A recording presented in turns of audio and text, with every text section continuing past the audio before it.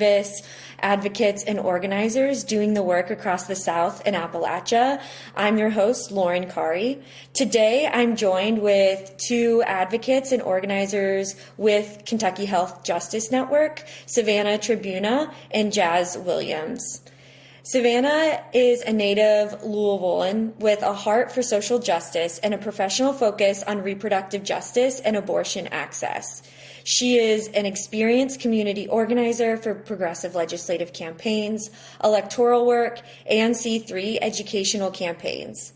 After nearly a decade of advocacy, Savannah is dedicated to making abortion access a reality for Kentuckians by uplifting those seeking abortion and normalizing community care as fundamental beyond healthcare systems.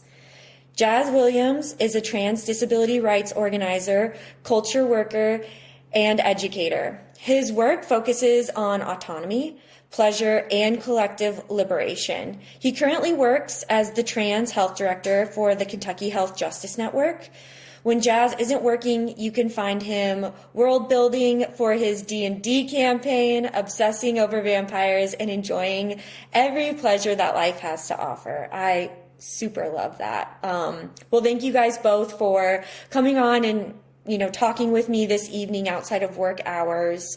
I'd love to really just start with how you both got into this work. What drew you to reproductive justice and organizing? Savannah, if you want to kick us off. Sure. Can you hear me okay? Yeah. Great. Well, thanks for having us on. So I got into this work through a bunch of different kind of small situations that happened in my life that had a big impact. Firstly I was radicalized through my own pregnancy scare when I was a teenager that I felt like I didn't have a lot of control over. Being a young adult and very financially unstable, and experiencing a lot of different hard situations through being impoverished. And then the show Broad City on Comedy Central, they had an episode where the cold open was Abby and Alana being clinic escorts at an abortion clinic. And I was like, wow, I wonder if they do that in Louisville. Yes, they absolutely do. And I did not know that the protesters at our Indy in Kentucky were the second most aggressive protester group in the country besides Charlotte. And at the time, I thought the biggest barrier that somebody would have to their abortion is these Christo-fascists outside. And that was such a small part of the full picture. So I really came through this work through a large sense of class solidarity and understanding how one emergency in your life can make such a huge lifelong impact. That's what led me to this work. What about you, Jaz? Well, thanks for having me. My journey to this work is a little different. I would say that politics is something that has always been something that's been really, really important to me. I tell people all the time that the first time I was radicalized was when I was about 8 or 9 years old, when No Child Left Behind came into fruition. There was a after-school library program where I got to be in the library and waiting for my mom to come pick me up with all the books and snacks. And the school paid the librarian to stay after in order to do that. And when No Child Left Behind came through, our school did not receive as much funding because we did not test as high. So that program completely went away. And my parents then had to pay for after-school childcare because that was a free program. That was the first time I was like, oh, I'm a Democrat. Now, nowadays, I started getting back into the work after I had a very, very short stint in the military. I was unhoused, joined the military, got kicked out after 6 weeks because of the finding out that I'm partially deaf in this ear. And when I was struggling to find housing outside of it, it became really impertinent to me to try to be a part of the solution and changing the problem. So I went through housing justice and then disability justice for like a decade. And it turns out that all of the skills that I've learned through the disability justice space of how to navigate like complex systems is extremely applicable to trans healthcare. And applied for this job, like the coordinator position 2 years ago, and then I got promoted to director. So I'm really happy to be in this space. It's one of the first spaces that I've been a part of where I really feel like a lot of us have a shared common goal and are very, very passionate to see change and to help everyone on the ground level. Yeah, well, I appreciate you guys sharing your stories and being so open about the hardships, because I do believe a lot of people get into this space because they either experience injustice in systems firsthand, or they see it in their community and recognize like there are actual solvable ways where we could address this, where this is completely unnecessary. And I think knowing that, like absolutely knowing for certain that these systems don't have to marginalize different groups of folks, can keep you going, because it's like the solution is we just have to get there. You know, we have to go individual by individual. So that's what this whole series is about, highlighting those people who experienced inequities and said, you know what, I want to do something about it. How can I take action? So you watching Girls, Savannah, and like seeing that in an episode and then being like, okay, I could do this. You know what I mean? That's incredibly, I think, empowering, because, you know, we need to see people doing this work out there. So I'd love to give those who are kind of new to the Kentucky Health Justice Network organization a high level view of, you know, who you guys are and what you guys do in the bluegrass. So I don't know if Jaz or Savannah wants to start, but I can talk about trans health first, for sure. Okay. On my side of things, we kind of believe that, you know, when I think of reproductive justice, I think of a lot of criminalized healthcare. I think a lot of marginalized people trying to access healthcare. And of course, I think of trans masculine people trying to access reproductive justice healthcare. I think for us, our main goal is to try to just improve the lives of trans Kentuckians in the state. This goes from anywhere from trying to navigate Medicaid appeals process to where to find like the best clothes to where can I, you know, meet community in person safely. All of these things I think impact people's health. And we try really hard to try to meet those needs and help navigate those needs. So predominantly we operate through offering some sort of like peer support, as well as funding through our emergency and gender affirming care grants that we provide. We also do a surgery grant. We do these things in part, I think, because a lot of trans people just predominantly live underneath the poverty line. There are around 17,000 of us in Kentucky that are on Medicaid. So there's quite a bit of us. We need help and support, and we're one of the only orgs that really provides that kind of support in the state. And I'm very, very proud to be a part of this program.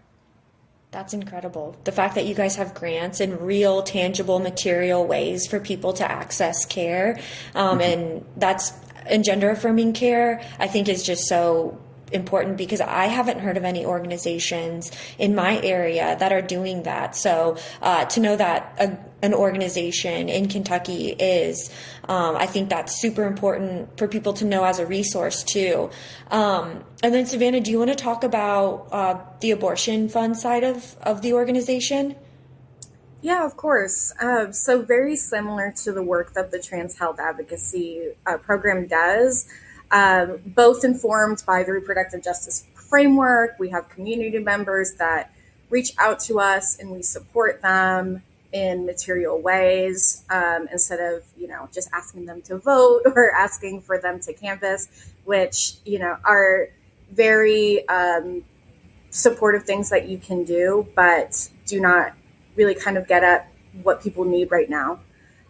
So with the abortion fund program, like I said, very similar to the trans health program, we're doing what I call acute specialized case management. So we are supporting people through their abortion appointments in various different ways. Most of the ways that people come to us for this support is for financial help and figuring out the logistics of travel, and then also leave with a sense of some sort of like emotional peer-to-peer support as well. But, I always say that our two programs really fit together very cohesively because it's the same principles, just a different application in how we approach the work. Exactly. Yeah, the right to make decisions about one's own body and access to medical care is what is the intersection of reproductive justice, trans justice, and reproductive justice. It has 3 pillars, but in my mind, because we talk about the right to have pregnancy, raise children in a safe environment, and, the right to not have a pregnancy, like those 2 pillars specifically encompass so many things. So it's bodily autonomy. And that's just a quick high level of intersectionality for those who perhaps aren't as familiar with that. When we say intersectionality in this space, there is a lot of overlap. And Jaz and Savannah's work is just such a great example about that.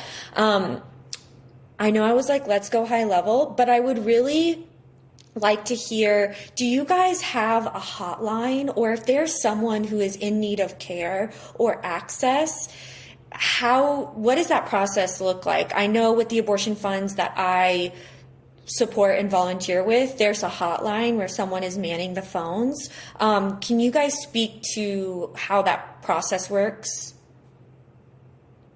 Yeah, I can. Again, they're going to look a little bit different between the 2 programs. For the abortion fund program, we're dealing with a larger call volume just because, again, we're dealing with, individual appointments. So we do have volunteers that we train as case managers and as drivers. But to answer your question, we have a helpline and also an online form people can use to request what support that they can identify that would remove a barrier to their appointment. Through that initial phone call, we'll do a short intake to assess what barriers they're facing and also glean some more information to help kind of problem solve some things that perhaps they hadn't have thought of before they were in contact with us. Abortion is incredibly stigmatized in Kentucky, so a lot of the conversation is just really kind of alleviating a lot of the misinformation and, again, providing some sort of, solidarity and normalization to the whole process, because the work that we're doing is organizing against abortion stigma.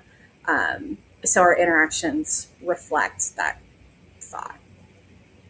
Yeah, that's incredible. On my side of things, pretty similar. We have a ticket system that people can submit in support requests, or they email me directly, as well as we have like a phone number that people can kind of leave voicemail so that we can call them back. When they do this, typically what happens is me or my coordinator reaches out to them, and a lot of the times it's pretty in-depth conversations. Similar to the callers for the abortion fund, we also are often kind of talking people up their self-confidence, because for a lot of trans folks, especially in rural areas of Kentucky, it can be very scary to try to publicly be trans. And because of that, most people only really ever experience community online, and that can kind of perpetuate this cycle of fear that makes it to where people are too afraid to call a doctor's office or to apply for SNAP and benefits like that nature. So a lot of the times we're providing emotional support to let people know that no, there are resources available to you and you're deserving of them, and let's help you figure out to navigate through that. Wow. That's incredible. And I got my start in federally qualified health centers, safety nets through Lexington, like a health clinic, an outpatient clinic in Lexington, and we would serve uninsured and underinsured individuals. And this is more out of my own curiosity, but also too because Kentucky, is my home. I was born in Indiana. I now live in the South, but I got married in Kentucky. I go there multiple times a year still. I've got such a massive community, especially in Lexington. And so just to paint the picture for people, what rural Kentucky, Eastern Kentucky, even, Western, Central Kentucky, there's a lot of rural places, transportation, some of the barriers that you're seeing some of the people who reach out for services are experiencing. I can say for trans folks, a lot of people in rural areas don't have access to cars. It just it's the basic bare minimum stuff. They do not have access to cars. They do not have access to transportation, and the types of transportation systems that are available, there are bus systems that you can call to pick you up for medical appointments. They're not very well advertised. And sometimes they're not very reliable. So a lot of people feel incredibly isolated in their hollers. And because of that, it makes it really difficult for them to even want to reach out to get care. Yeah. Savannah, is that kind of what you're seeing with perhaps callers who are calling into the abortion fund about, the resource navigation? Is transportation being a bigger barrier? Yeah, for sure. Transportation is a large barrier, especially for Kentuckians, just as Jaz was speaking to, just like the lack of something as simple as a car can make a huge difference for somebody who's trying to navigate their appointments. Also, 60% of people who are having abortions are already parenting. So the childcare coordination of it all, on top of people having jobs and having to navigate the life around them. We have callers that are parents and also caregivers and in the sandwich generation and doing it all at once. Which I think is really a reflection of where we're at in our economy. And what kind of leads us back to reproductive justice is that all of these different sorts of systemic oppressive actions and impacts compound on top of things that are already challenging, like being forced to find care out of state or being forced to navigate insurance in a way that you weren't meant to have to do. Mm-hmm. And I just to add on that real quick too, I think talking about the economy and when it comes about jobs, something that I think a lot of people don't really understand maybe about what it's like to just be trans is how difficult it is to apply for jobs, right. Especially when it comes to things like whether or not your name on your resume matches the name that's on your driver's license, which matches whether or not the voice that when you call for a phone interview is perceived.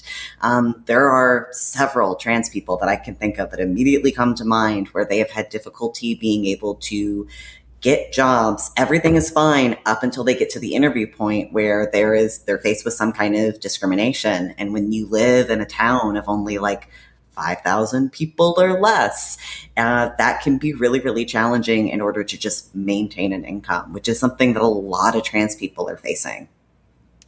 Yeah. And I think highlighting that real fear, not just for economic security, but fear for safety. There is still a lot of stigma in rural areas where, we are in the Bible Belt, Appalachia is still very rooted in religion and that kind of, thinking. And so when someone, does not, fit into the mold that has classically been in the het cis, image that we've grown up with, I think a lot of people react not necessarily with violence, but they're not as warm and welcoming to those type of individuals. And so I could absolutely see how that's isolating. I know when we were going to clinics in Eastern Kentucky, we had a van and we were giving free primary care appointments.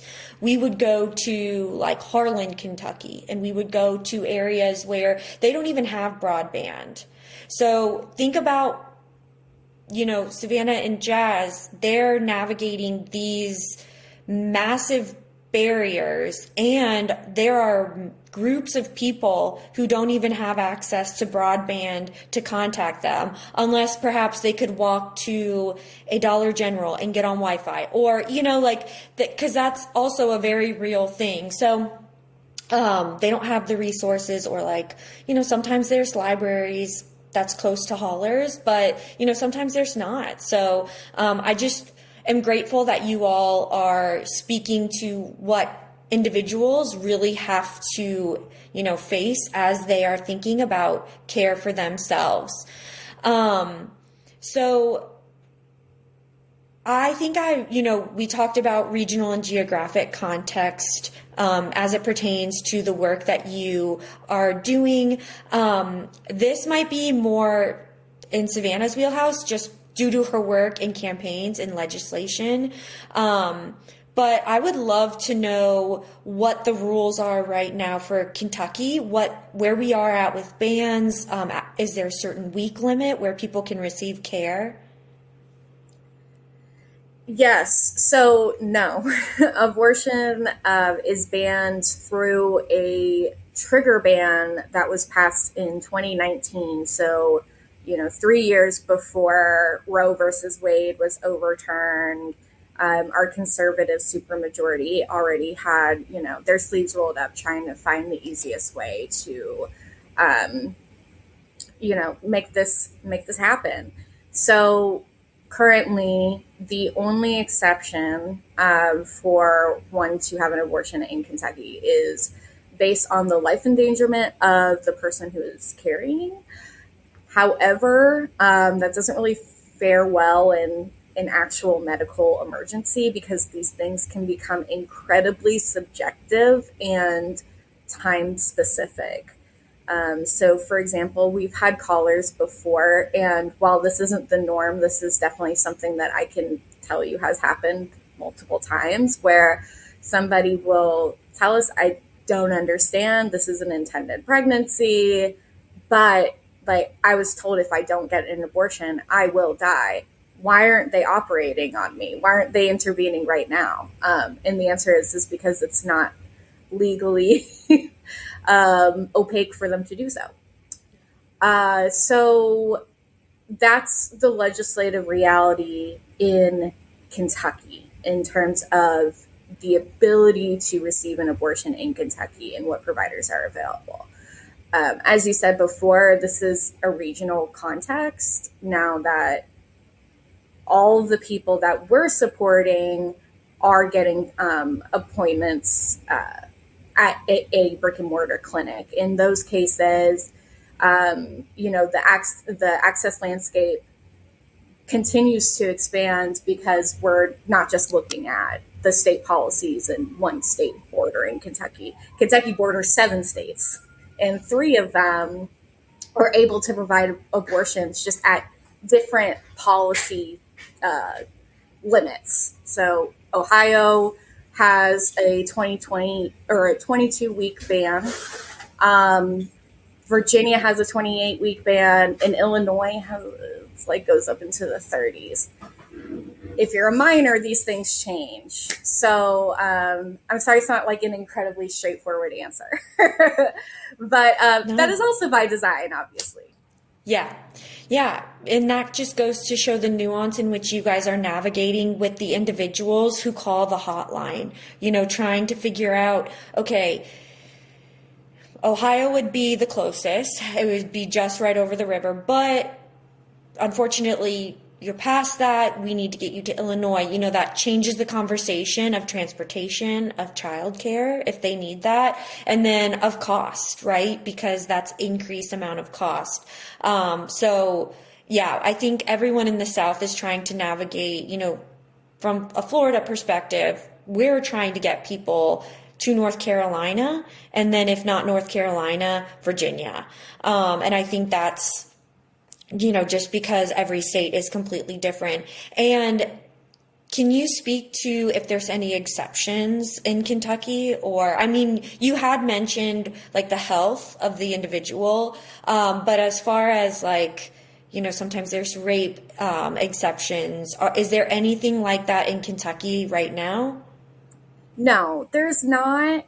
And I don't think we should advocate for those because of how many more barriers that are put onto the pregnant person when laws like that are passed. They're very well intentioned, and we have some allies with the small group of Democrats that are in our state legislative house have always wanted to push forward with some sort of exceptions as like a way to be compassionate. But at the end of the day, any ban towards abortion is incompassionate and cruel.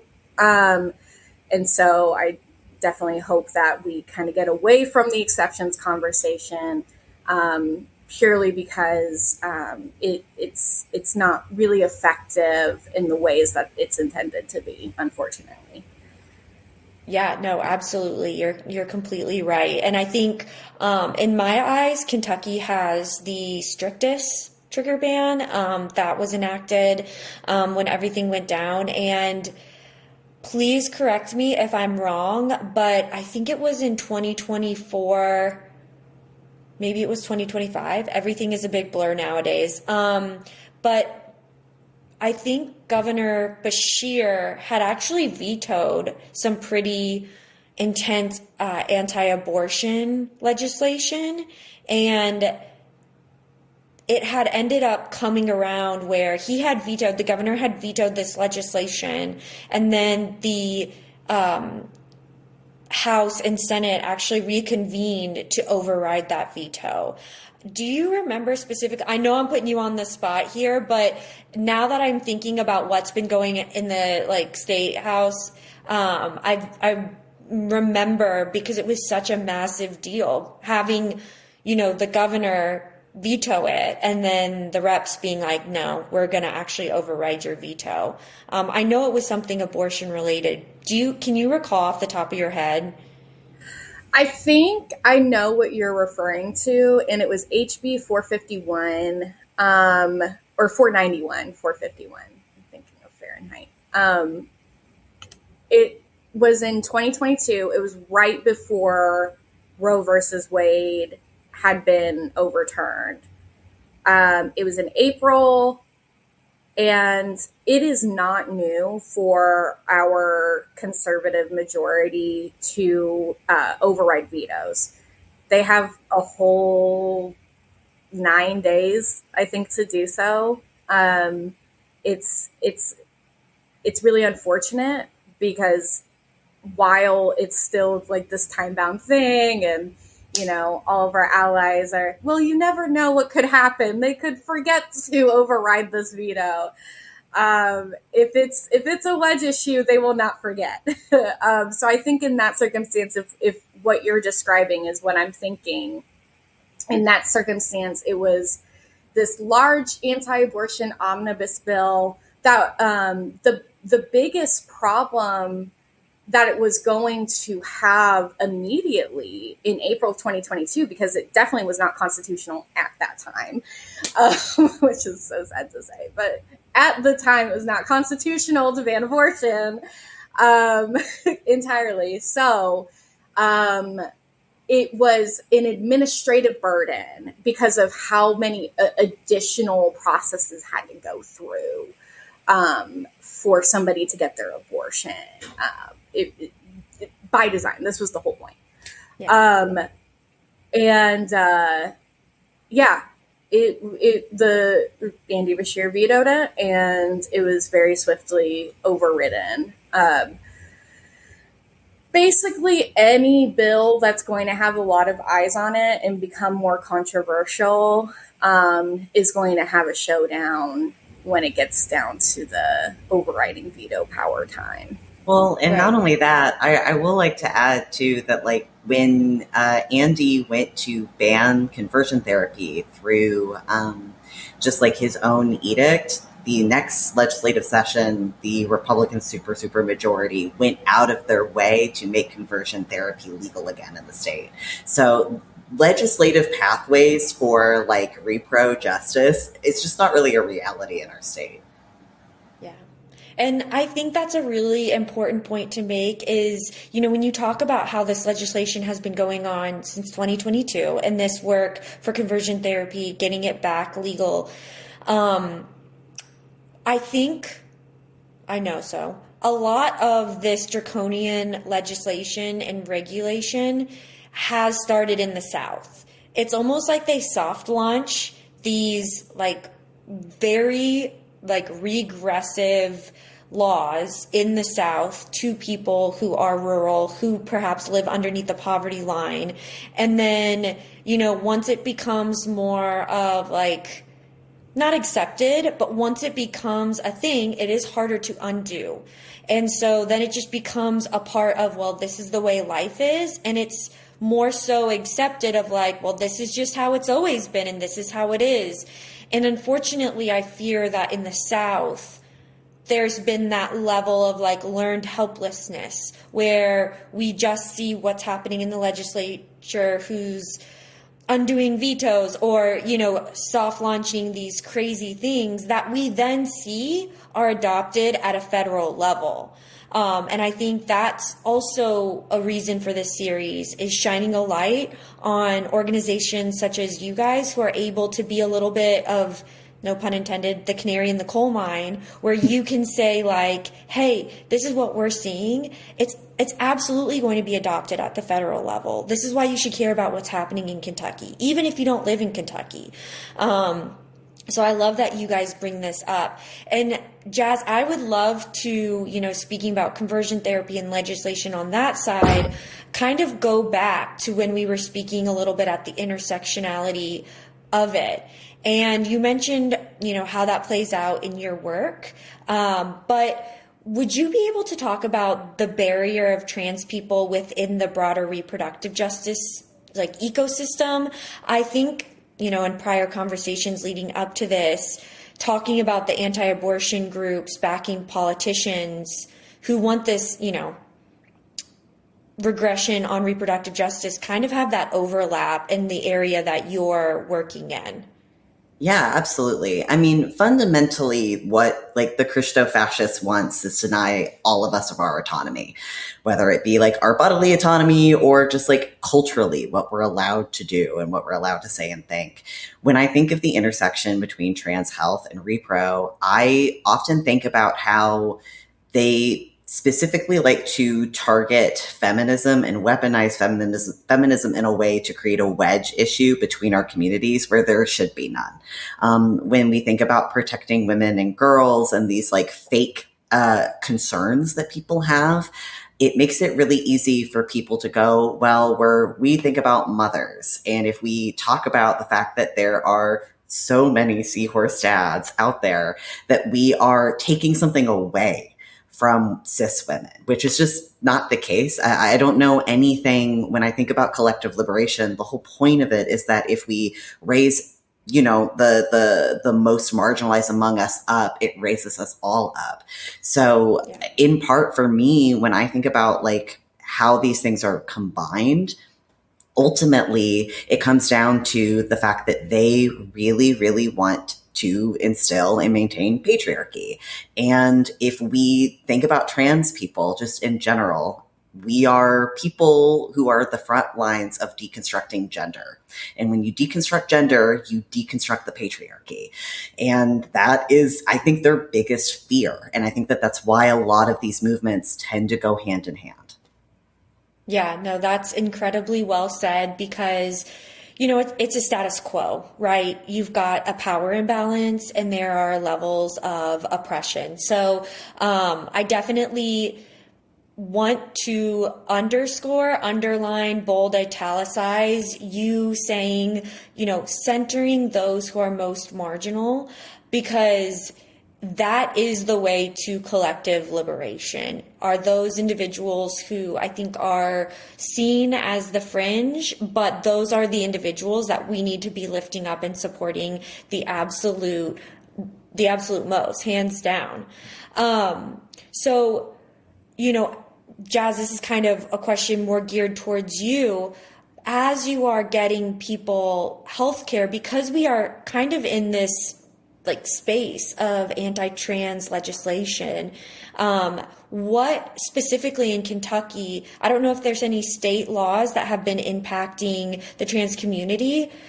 Sure. I assumed. Unfortunately. I was hopeful maybe it didn't pass, but in Florida we were able to fight off some of the worst of it. But I would love to kind of hear what that legislative side is like for you, for your work. For sure. So I will say that Kentucky, we are lucky in some ways in that we are not the worst when it comes to trans laws. We do have a youth ban. But with our youth ban, you can still travel out of state to access care. It is not illegal to do so. There's no penalty to the parents. There's a lot of fear mongering where a lot of parents assume that that's a thing because of the way that like media and fake news and misinformation, all that works. But ultimately, the only thing that's like really hard and fast is that you cannot get hormones as a youth or puberty blockers. Now, we also have like a ban on whether or not like Medicaid funds can go towards trans healthcare. However, it's not been super heavily enforced. So there's still plenty of people who are still getting their HRT covered and paid for. Other than that, the way that like the legislature has kind of worked is that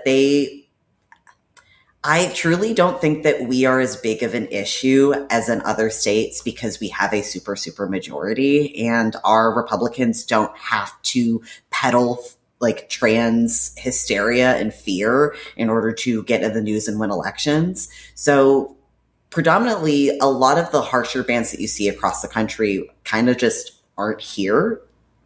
You know, fingers crossed it stays that way. And we do a lot of work to try to keep it that way. But ultimately right now, it's just really difficult on our youth. And it's very, upsetting for me because of the misinformation. A lot of parents now are forcing their kids to wait when there's no reason to. And there's plenty of different resources and different places that you can go to access that care and ways to get around certain things. I mean, there's so many wonderful orgs that are, flying people to other states or willing to lower the copay costs since it's not going to be covered by insurance. I really do think that we are in a very delicate spot, but it's not apocalyptic yet. Yeah. Yeah, and I have seen that on the abortion side is it's a web and a network of you really get to know who in your surrounding states can help facilitate, a person, an individual seeking this care, this necessary care, and you just start to then work together. I always like to say that I can't wait until I'm out of a job because we should be getting to a point where this like safety net, this web is no longer needed because it's protected. There's protected classes of people and federally this is all, accessible for everyone. But I'm grateful to hear that for those individuals who are seeking care, there are ways, to get that. And I will say, I have a handful of friends who are trans in Kentucky, and a few of them have not, even come out to their family just because, you're talking about Frenchburg or you're talking about somewhere very east.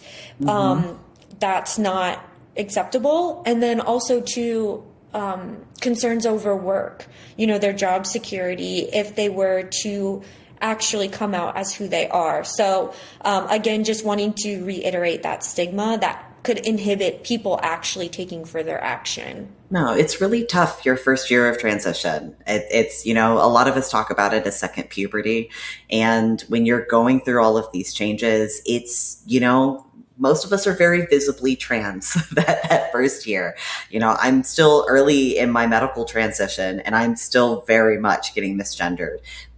That's difficult. And without the kind of like support system, without therapy and the medical care for a lot of folks, it's just it's a Sisyphean effort. Like I can understand why it takes people a very long time, especially in places like Eastern Kentucky. Yeah, no, absolutely.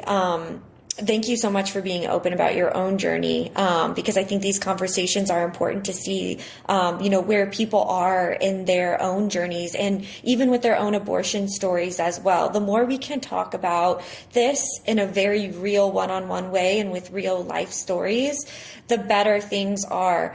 And also too, as we start talking with individuals who call these hotlines, who reach out and submitting a ticket for care, I think I'll kick it over to Savannah just to speak about, how many individuals are you seeing that are reaching out to Kentucky Health Justice Network for care right now? For the abortion fund, we see about 80 to 100 a month. Wow. Okay. That is a lot more people than I had anticipated. I know you mentioned that you, in the state of Kentucky, had already had these abortion bans in 2019. So generally in my mind, I always love to hear anecdotal stories from people who are on the ground seeing like, are you seeing more prior to Dobbs? Are you seeing less? What's going on? Because fun fact, we're no longer interpreting this data at the CDC. We're collecting it, but there's no personnel, they were all laid off last April, who's able to actually understand this information. So I always like to ask that, are you seeing an uptick in the need for your services, or has it been pretty consistent since the bans went into place? There's definitely been an increase. I think that can be attributed to a multitude of different factors that we've talked about here, mostly related to, a gradually depressing economy, cost of childcare, travel logistics, the employment slump people are going through right now, obviously the legality issues. I mean, so many times where, I've had a conversation with somebody in, more rural parts of Kentucky, and do you think your car can drive you, 120 miles away? Oh, I hadn't thought about that. Even just the reliability of the car that you have, which is fortunate enough for you. It's figuring out all of those things. So, and a lot of people that I don't think have navigated social services before, and feel new to the process. So people that really didn't maybe consider that they would be in the position that they're in terms of having to reach out to strangers from a random number that this random clinic gave you because it's not rooted in your community and there's no established trust. And then you call us and you hope that we're being genuine about, the generous support that we're offering. Some people, this is a lot more simple to navigate than other social services that they're dealing with on a regular basis. So, it's a lot of different people reaching out for a lot of different reasons. And obviously the biggest reason compared to prior to Dobbs is because of the distance. Yeah. I want to ask you a question about kind of something you spoke to just now. I had Beth Howard on, and she is an activist and an organizer, and she speaks a lot about the culture side, and she did a beautiful job, speaking about that in her work, but she is Lexington-based author, so please look her up. But if you aren't familiar, she talks about how Kentuckians, specifically Eastern Kentuckians, have been exploited for decades. And because of that exploitation by coal mines, by corporations largely, but politicians are in that category in my mind, but just also how that's kind of created this level of uncertainty with outsiders. Can you kind of give more insight, both of you guys maybe, about that kind of, because I think I've lived all over the South, that is very specific to Kentucky. in my eyes, or Appalachia, I should say. How does that impact how you guys get individuals care?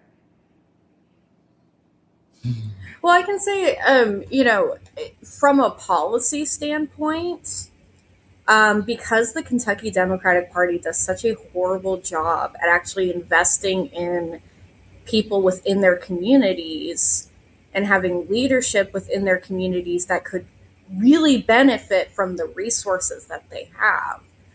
I don't think we would be in the position we're in now if that was the case. While I know that's kind of like an extendo arm away from how that impacts the way that we, provide our care. The fact of the matter is that, exactly what you said before, people in Appalachia have really had to turn towards each other for centuries because of how poorly they've been treated by their neighbors. And so it doesn't really impact, I would say, at least anecdotally, people reaching out to us for support. I will say, speaking to the cultural aspect of it, based on zip code, more people in more rural areas are less likely to have a social support net that would be entrusted to navigate them through an abortion specifically. But if you sprain your arm, your neighbor's Meemaw will take you to, the county hospital 45 miles away. So it's interesting to see how a lot of how we model our work after peer-to-peer support, taking care of our neighbors, really leaning into those values that a lot of people in rural areas, a lot of people in the South, most people in Appalachia, out of necessity, have to model. I think it's interesting to see how the cultural aspect of it can be such a huge influence on somebody's literal access.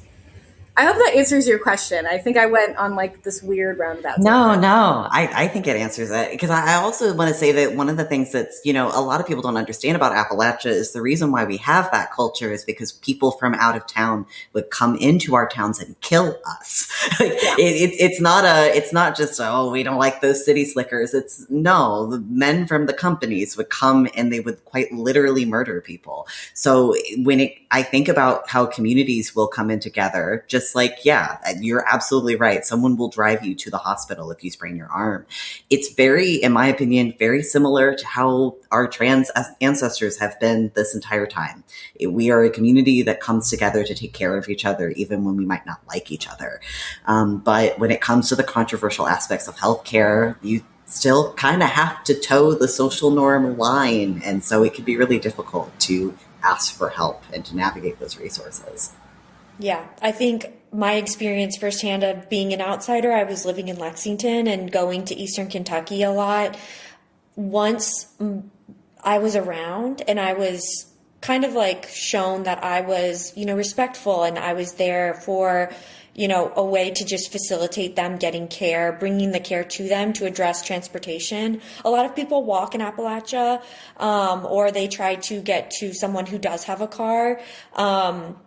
And so, addressing those barriers, once I was like perceived as someone who didn't have ill intent, the nicest people I've ever met, like hands down the nicest people. But I could only imagine having to reach out for help during such a vulnerable time in life to an organization that you don't know, when that's perhaps not in the culture or that's not in the zeitgeist. And to that end, when you guys are talking to, individuals who are seeking abortion care or individuals who are looking for trans medical care, is there concerns about, privacy and legal consequences? Are these concerns at the top of these individuals' minds? Oh, I don't have a single trans person that doesn't ask me about how we're storing their data. Like it truly, and not even, and even the not tech savvy ones, even the 66-year-old grandmothers are asking me, like, what are you doing with my information? Because they are concerned about possible subpoenas. Wow. And now we haven't seen that, but that is something that has happened to hospitals and different organizations across the country. People are very afraid about being put on a list, and it seems that the Christo-fascists are very into making lists. So, absolutely. Yeah. Yeah, the surveillance aspect in fascism goes hand in hand, right? Yeah. So, speaking about people getting care elsewhere, are you guys seeing more of a trend where you guys are able to get people to Ohio, or are you seeing kind of an all over strategy where it's, we're just trying to get them to areas of known providers who will give them the competent and dignified care that they deserve? What's the strategy when you've got someone who needs care, how you get them, close the gap of them actually receiving that care? For the abortion funds, it may look different from the trans health program. But with the abortion funds, it's really a game of geography. And also just recognizing that practicality isn't always synonymous with distance. So like we talked before about how like the legal landscape is regional and it has a regional impact. It's the same with where people are finding care. We don't particularly send people places. We want to trust like where they think that they would get the best care at. We'll give them the information that we have. It is hard because when we had an operating abortion clinic in Kentucky, there was such a stronger relationship because I could physically go there and say hello, or I could physically go there and like literally put my body on the line with somebody else on the sidewalk. Not having that makes it a little bit more challenging to foster, more deep relationships with clinics to where we would probably do more of that like referral process. So for us, it's really just getting down to what is most important to the abortion seeker in terms of where they seek care. The majority of the time, that's the distance. So for people in Western Kentucky, the easiest place would be to Illinois. North Central and Northern Kentucky, most people are going to Southwest Ohio. And then in the eastern part of Kentucky, really just kind of funneled into Virginia. But I mean, we spend a lot of time talking to the folks that call us about, what kind of different life circumstances are coming up that might impact, where they might get an appointment at, what providers are available at each appointment, what their scheduling looks like, etc. But I will say that like most people are not very picky, no connotation there, purely because it is so time sensitive and it's so specific to one appointment, where I can understand where maybe that is a much bigger consideration in receiving care when it's like a lifelong process through like hormone therapy and stuff. Yeah, I would say it's the opposite. I mean, if it's HRT, if it's HRT and you're a kiddo and you're traveling, it's distance, right? Like you can go through internet, like virtual doctors, if you just get to like Virginia or you get across the border in Illinois. But when we're talking about surgery, because not all surgeries are available in Kentucky, the complicated thing about it is that you need to be in a place that you feel safe, that you can stay for a little while. Because for most surgeries, you need to be within a certain amount of miles of the surgeon for complications. And part of this is because we have found time and time again that, let's say I decide to get top surgery in New York, for example. If I get top surgery in New York, there is a possibility that if I go home early and I have a complication and I go to an emergency doctor here in Kentucky, that they could deny me care and help because they are not familiar with my elective surgery or my gender affirming surgery. Now, this is really, really applicable to things like bottom surgery that can be infinitely complex depending on the options and things that you get. So because of that, you not only are you picking a doctor that you feel comfortable with in a state that actually offers it, but then you've got to pay for it. And then you need a support system that will help take care of you in the month to 3 months after the surgery. It's really complicated to navigate. Yeah, and if an individual doesn't have the resources or community to help them through that process, I could imagine how that would feel completely unattainable. So it's an incredible resource that you guys offer. And I love that you understand and how to navigate care, and that Savannah is speaking to, we let that individual dictate where they perhaps are going to be receiving care, what makes the most sense for them.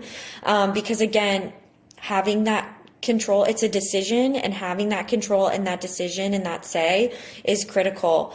I really, wanted to speak on that because the organizations, an abortion clinic that we have in North Florida, partners, we have a sister clinic in Virginia. And so because we are surrounded by, 6 week or less, completely all of the states that surround us, we've started to kind of like refer patients to the sister clinic, and it's organized by the same individual who I'm going to be having a conversation with later on. But I'm grateful to hear that you're able to, depending on where they are in the state, send them someplace relatively easier to access. Certainly nothing like the Louisville clinic that I think I just saw that they deconstructed. It's now a parking lot or something like that. There's going to be a hotel. I don't know what's going on, but I think you were speaking to the one in Louisville, the last remaining one. Yeah, it's heartbreaking on a ton of different levels. And so that's why I like to end our conversations, because we're coming up on the hour, with what brings us joy, because it is heartbreaking. You all are doing the immense critical work of speaking with these individuals and getting them care. And it shouldn't be like this, right? We should have systems in place to facilitate these individuals. Can you speak to what is bringing you guys joy these days and what sustains you in this work? Jaz, you want to kick us off? Yeah, I'd love to, because I love talking about joy and pleasure and whatnot. There's so many things that bring me joy. Like, to be completely honest, I am a hedonistic little goblin. I love food. I love drink. I love anything that, especially if it can connect me with another person and we can experience that joy together. Currently, right now, I'm working on a Vampire the Masquerade campaign that's set in the 1990s. I'm thinking about setting it in Philadelphia. I love that city. And doing that with friends, I tell people all the time, especially if they're trans, that you should try tabletop role-playing games, because it allows you an avenue to be whoever you want to be, role play it out with others. And it's such a joy to be in community with others in that way. So that's doing that kind of stuff. And then pairing that with trans stuff together helps me continue on through the work, for sure.